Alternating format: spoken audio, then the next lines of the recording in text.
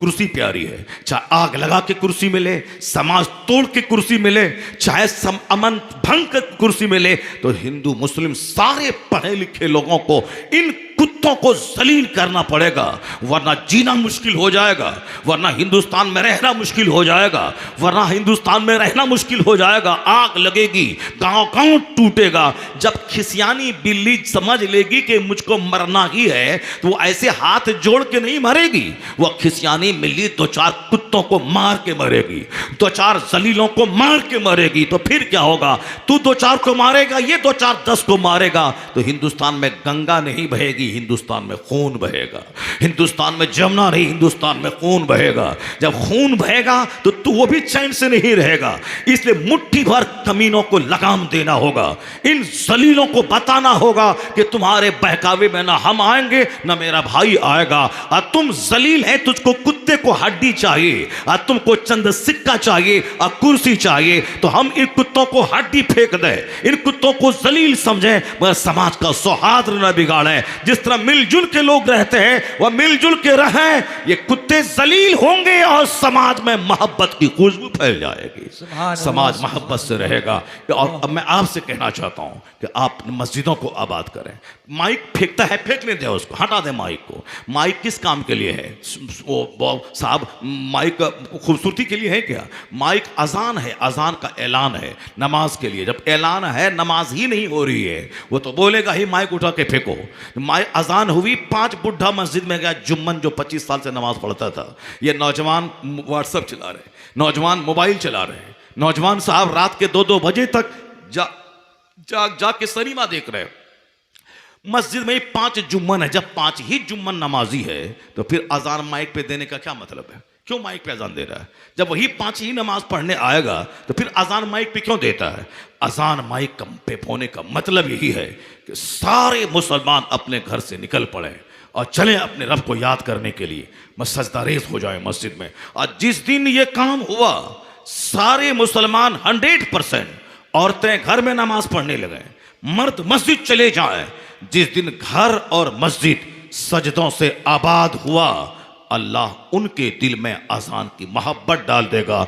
जो loud speaker आज फेंक रहा है, कल वही लाउड स्पीकर लगा के बोलेगा। तुम्हारी नमाज से समाज में सुकून मिलता है, तुम्हारी अजान से चेहरे पे नूर आता है, तुम्हारी अजान से मैं सुबह उठ के कारोबार पे चला जाता हूं, तुम्हारी अजान सुनकर दिन भर की नहुसत दूर हो जाती है। तुम माइक पे नहीं भी पुकारेगा, तेरा सजदा न मस्जिद का आबाद करना उनको परेशान कर देगा।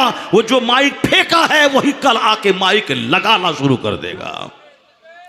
यही है इलाज, यही है तरीका, यही है जीने का। बकवास नहीं, सिर्फ अखबार पढ़ा, चाय की चुस्की लिया और अपना काम करते रहे, नहीं होगा। नेचुरल सिस्टम है, अल्लाह रब्बुल इज़्ज़त का निज़ाम है, दुनिया चल रहा है। कोई आदमी दुनिया में जिंदा नहीं रहा है, सबको मर ही जाना है। अच्छा काम करके मर जाओ। नमाज पंजगाना ये सबसे बड़ा फ़र्ज है, इसको कभी भी त्यागना मत। समाज में 4 औरतें घर में हैं, सब नमाज पढ़ें। मर्द हैं, सब नमाज पढ़ें। नमाज पढ़ने में 2-4-5 घंटा नहीं लगता है। फजर की नमाज में 10 मिनट लगते हैं, जोहर की नमाज में 15 मिनट लगते हैं, असर की नमाज में 5 मिनट लगता है, मगरिब की नमाज में 10 मिनट लगते हैं, ईशा की नमाज में 15 से 20 मिनट लगते हैं। तो जिस अल्लाह ने मुझको तंदुरुस्ती दी, सेहत दी, 24 घंटे मुझको दिया, 12 रात का 12 दिन का, तो 24 घंटे में 8 घंटे हम सो गए अपने लिए, 8 घंटे हमने खेत में काम किया, फैक्ट्री में, दुकान में बैठकर अपने लिए, हमने पेशाब पखाना किया, बाल बच्चों में हमने टाइम गुजारा अपने लिए। जिस रब ने आंख दी, जिस रब ने जबान दी, जिस रब ने सेहत दी, बहुत सारे लोग हैं जिनके पास जबान नहीं, बहुत सारे लोग हैं जिसके पास आंख नहीं, बहुत सारे लोग जिसके पास हाथ नहीं, बहुत सारे लोग हैं जो पोलियो ग्रस्त हैं, पैर ही नहीं, बिस्तर पे मादरजात पड़े हुए हैं। माँ बेचारी सेवा कर रही, 18 साल का जवान बेटा हो गया, चल ही नहीं सकता, दोनों पाँव से माजूर है वो। अल्लाह ने आपको पाँव दिया इसीलिए ताकि आप सनीमा हाल की तरफ जाएं, इसीलिए कि दूसरों की बेटी को बुरी निगाह झांकने के लिए उसकी गली का चक्कर लगाए। किसी के पास पैर नहीं, अल्लाह ने आपको पैर दिया है, इस पैर का सही काम कीजिए, अच्छी जगहों राहों पे जाइए, इस पैर से दूसरों का बोझ उठाने के लिए चलिए, दूसरों को कष्ट पहुंचाने, दूसरों को कष्ट दूर करने के लिए जाइए, दूसरों को तबाह करने नहीं, दूसरों को आबाद करने के लिए पांव उठाइए। अल्लाह ने जबान दी है, बेशुमार लोग गूंगे हैं, बोल नहीं पाता है। बहुत सारे लोग बोलते हैं, तुतला के बोलते हैं, बात साफ नहीं निकलती है। समाज के लोग मजाक उड़ाते हैं, ये तुतला के बोलता है, और आपकी जबान साफ है, कैंची की तरह जबान चल रही है। इसीलिए कि आप झूठ बोलें चौराहे पर, इसीलिए कि दूसरों की गीबत करें उनके पीछे, इसीलिए कि आप उनके तबाह करने का प्लान बनाए, इसीलिए कि उनका नाम बिगाड़ के आप बोलें। जिस तरह अल्लाह ने उनकी ज़बान छीन ली है, मुमकिन है कि अल्लाह आपकी ज़बान छीन ले।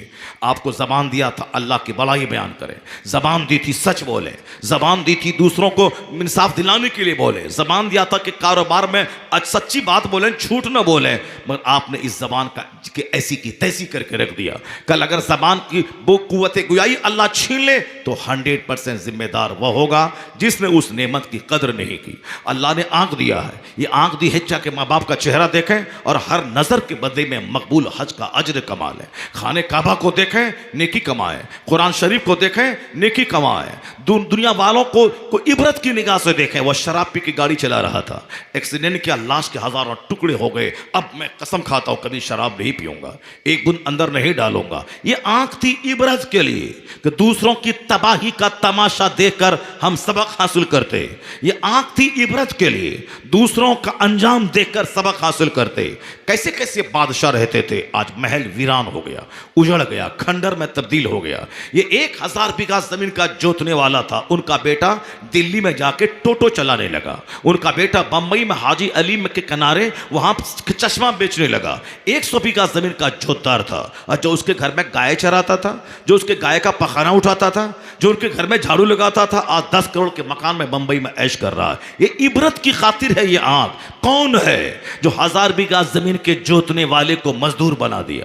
वह कौन है जो उनके यहां मजदूरी करने वाले को अरबपति बना दिया? तो आवाज अंदर से आएगी, वो अल्लाह की जात है जो बादशाह को फकीर बनाती है और फकीर को बादशाह बनाती है। सुभान अल्लाह। तो बंदा हमेशा उसी अल्लाह से डरेगा। ये नहीं चौक पे दूसरों का मुंह देखना है, दूसरों की बहू बेटी को देखना है, दूसरों का मकान देखना, क्या मकान है मेरे पास नहीं है, दूसरों की गाड़ी देखनी, वाह क्या करेटा है मेरे पास नहीं है, दूसरों का सिर्फ लिबास देखना, क्या रेड एंड चीफ का जूता है मेरे पास नहीं है, क्या इनके पास साहब सियाराम का कपड़ा है मेरे पास नहीं है। ब्रांडेड कपड़ा, ब्रांडेड जूता, ब्रांडेड चश्मा, ब्रांडेड घड़ी, इसी पे नजर रहती है हमारी। घड़ी, चश्मा, जूता, चप्पल, कपड़ा, कपड़े का कलर, साहब इसी पे नजर रहती है। एक आदमी मिला, बोला क्या कपड़ा पहने मौलाना साहब आप? ये लेनिन का कपड़ा पहने।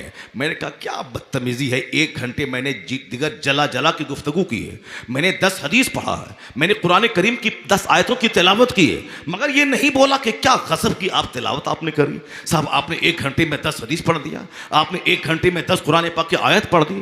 क्या आपने 5 घंटे की तकरीर को 1 घंटे में आपने समा दिया? न कोई लतीफ़ा पढ़ा, न कोई कहानी पढ़ी, और आपने सिर्फ दिल में उतरने वाली बातें कही। नहीं, क्या कपड़ा आप पहने हैं, क्या कपड़े की कढ़ाई है, यानी कुत्ते की नजर हर वक्त हड्डी पे पड़ी रहती है। उसको चाहे हीरा मिले कि जवाहिरात मिले कि सोना मिले कि चांदी मिले, ये कुत्ता को चांदी चाहिए नहीं, कुत्ता को हीरा चाहिए नहीं, कुत्ता को रुपया पैसा चाहिए नहीं, कुत्ता को हड्डी चाहिए। उसी तरह इबरत की खातिर आंख दी थी अल्लाह ने, ताकि दूसरों की तबाही का अंजाम देखकर मैं सचेत हो जाता, मैं बुराई से बचने का अहद कर लेता। वह शराब पिया गया काम से, अब मैं ताड़ी तक नहीं पीऊंगा। उसने झूठ बोला, बीवी भी उसकी बात पर यकीन नहीं करती, समाज में जलील हो गया। वह सच भी बोलता है, फिर भी यकीन लोगों को नहीं होता कि सच बोल रहा है, क्योंकि झूठ बोलते बोलते अपना वकार गिरा लिया, अपने आप को मजरूह कर लिया, बीवी की निगाह में गिर गया, औलाद की निगाह में गिर गया, समाज की निगाह में गिर गया। लोग बताए झूठा है। पहले लोगों को हंसाने के लिए झूठ बोला था, अपनी बीवी को ठगने के लिए झूठ बोला था, अपने बच्चों को धक्का देने के लिए झूठ बोला था, लेकिन आज ऐसी छवि खराब हुई कि जहन्नम की आग तो वहां मिलेगी, यहां मुंह से बदबू आने लगी। आज 80% आदमी के मुंह से बदबू निकलती है। यह बदबू वो बरस तो करता है, फिर बदबू कहां खत्म हो रही? वो रोजाना पेस्ट करता है कोलगेट और साहब वो पतंजलि का पेस्ट करता है, कहां कहां उसकी बदबू जा रही है? बदबू झूठ की बदबू है, ये गलत बयानी की बदबू है। दूर से खड़ा होकर बोलता, यहां उसकी महक महक आती है, चेहरा से चेहरा मिलाने को जी नहीं करता है। ये मुंह की बदबू झूठ की बदबू है। वह झूठ छोड़ के देख ले कि किस तरह बदबू खत्म होती है। तो जहन्नम वहां मिलेगा, यहां का मिला वकार मजरू हो गया, बीवी की निगाहों में गिर गया। औलाद बोलती मेरा पापा झूठ बोलता है, बीवी बोलती मेरा शौहर झूठ बोलता है। वो बोले नहीं नहीं मैं सच कहता हूं। बीवी बोलती है कि तुम सच बोला कब है जो आज बोलेगा। समाज में कहता मैं सच बोलता हूं, समाज वाला बोले पक्का झूठा नंबर 1। यह सच भी बोलेगा, लोग उसको झूठ ही समझेगा। यह जबान झूठ के लिए नहीं मिली थी, यह जबान अल्लाह की तस्बीह के लिए मिली थी। यह जबान सच बोलने के लिए मिली थी, यह जबान इंसाफ दिलाने के लिए मिली थी, यह आंख इबरत की खातिर देखने को मिली थी।